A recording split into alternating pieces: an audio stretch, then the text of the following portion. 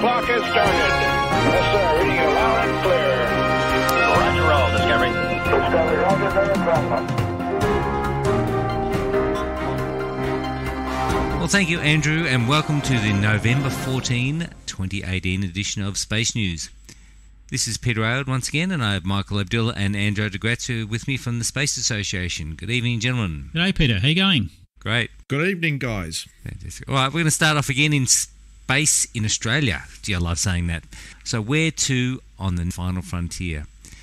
An article by Dr. Malcolm Davis published on The Strategist last week, the public commentary and analysis website of the Australian Strategic Policy Institute, poses the question, Australia's space future, where to next on the final frontier? Dr. Davis observes that with the establishment of the Australian Space Agency on July 1st of this year and the recent growth of Australia's space industry, there is currently a critical mass of participants, initiatives and developments riding a wave of government enthusiasm and private sector support. It's a good time to look forward and consider where the country might head over the next decade in space, he writes. In a wide-ranging article that covers everything from the role of space deterrence in complementing the progress of strategic space diplomacy to why promoting space industry is vital for Australia's national security future, Dr. Davis challenges Australia to be bold and fully embrace the space market by developing our space industry sector, unquote. Specifically, Dr. Davis calls on the country to move on from the purely ground-based space efforts of the past.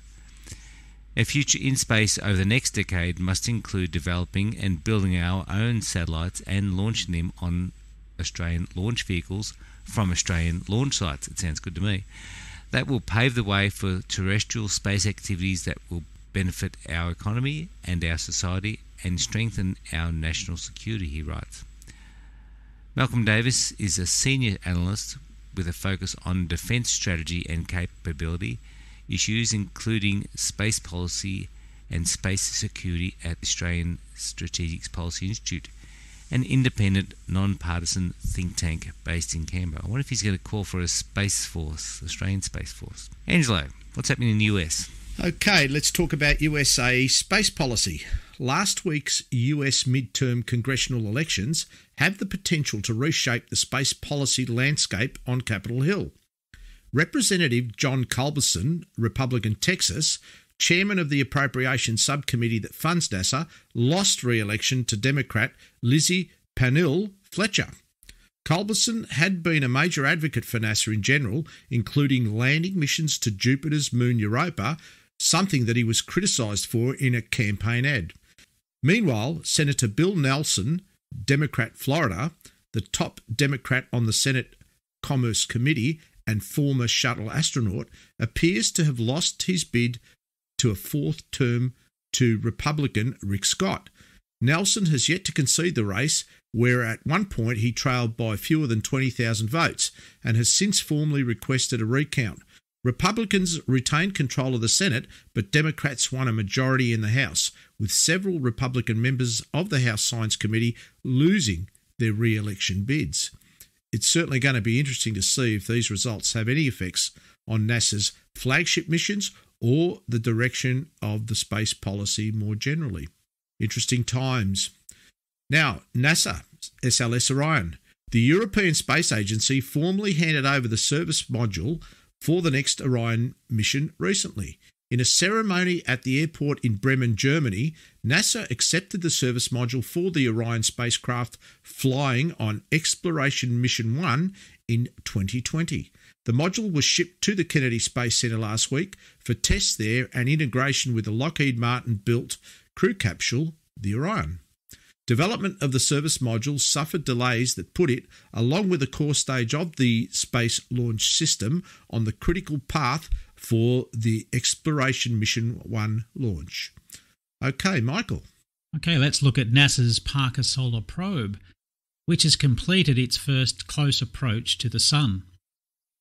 The spacecraft reached the closest point in its orbit around the Sun, known as perihelion, early last week. The spacecraft was just 24 million kilometres from the Sun, a new record for the closest approach to the Sun by any spacecraft. The spacecraft also reached a peak speed of 343,000 kilometers per hour during perihelion.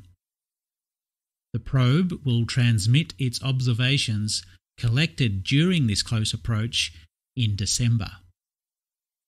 Moving to China. More Chinese launch vehicle startups are busy testing rocket engines. S-Motor, a relatively unknown launch company, said recently that it tested a solid rocket motor for a 3-stage small launch vehicle it is developing. The rocket is designed to place 160 kilograms into a sun-synchronous orbit, although S-Motor hasn't indicated when that vehicle would be ready. Another company, Zhenge Power, also recently tested a solid rocket motor for its Lightyear launch vehicle. That vehicle, capable of placing 350 kilograms into low Earth orbit, is slated for a first launch in March 2020. The companies are among at least 10 startups in China seeking to develop launch vehicles, following a 2014 government decision to enable private investment in such ventures. Moving to India. India is seeking partners for a Venus mission under development.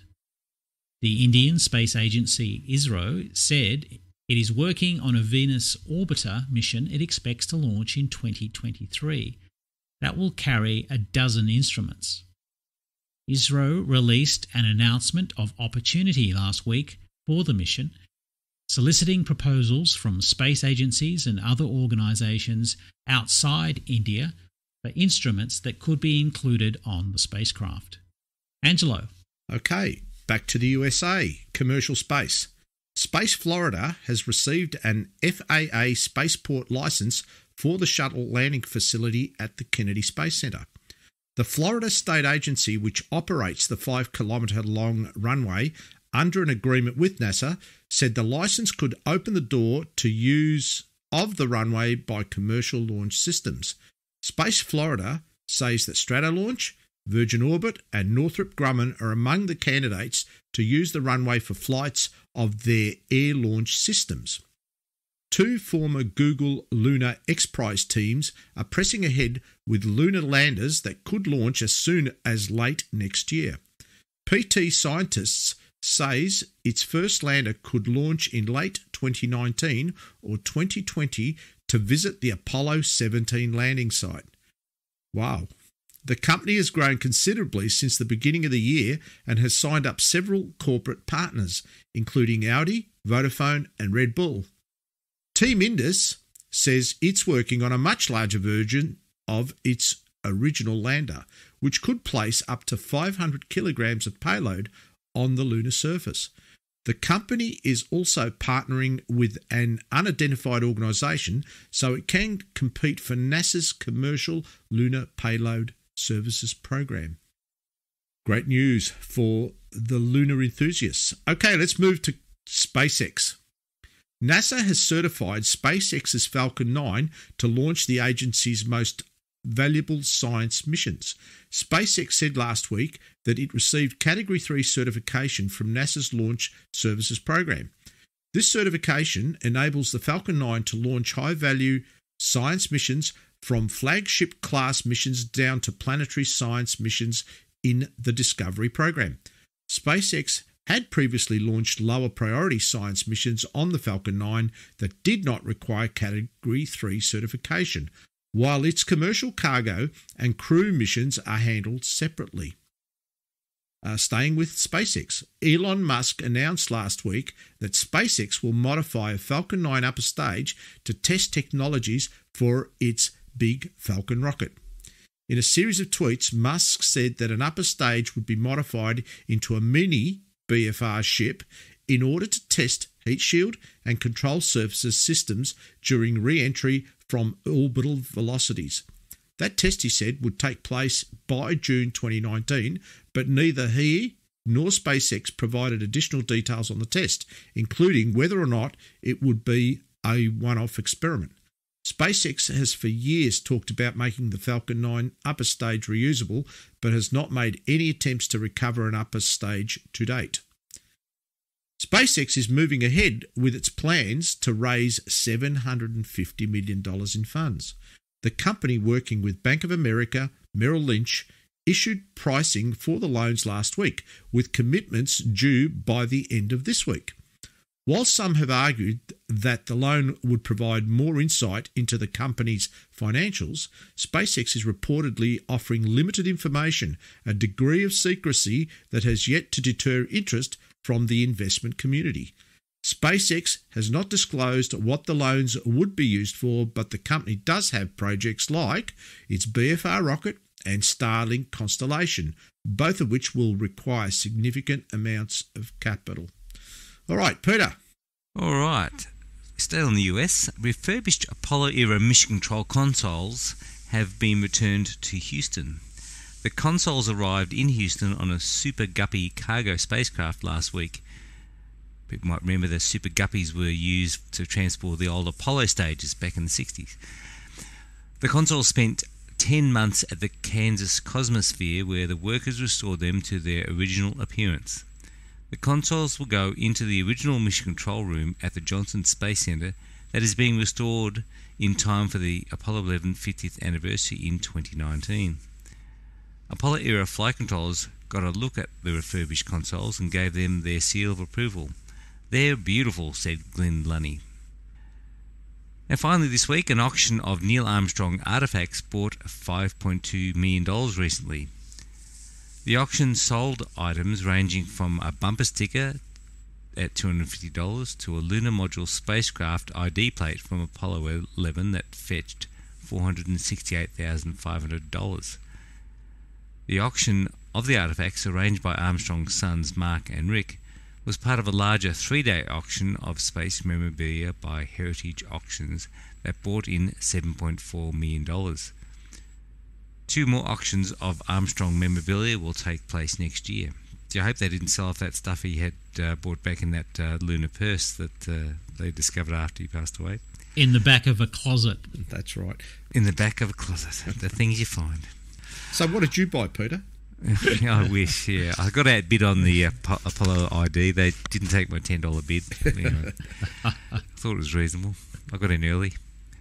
All right, that's it for this week. Thank you, gentlemen, and we'll talk to you all next week. Back to you, Andrew.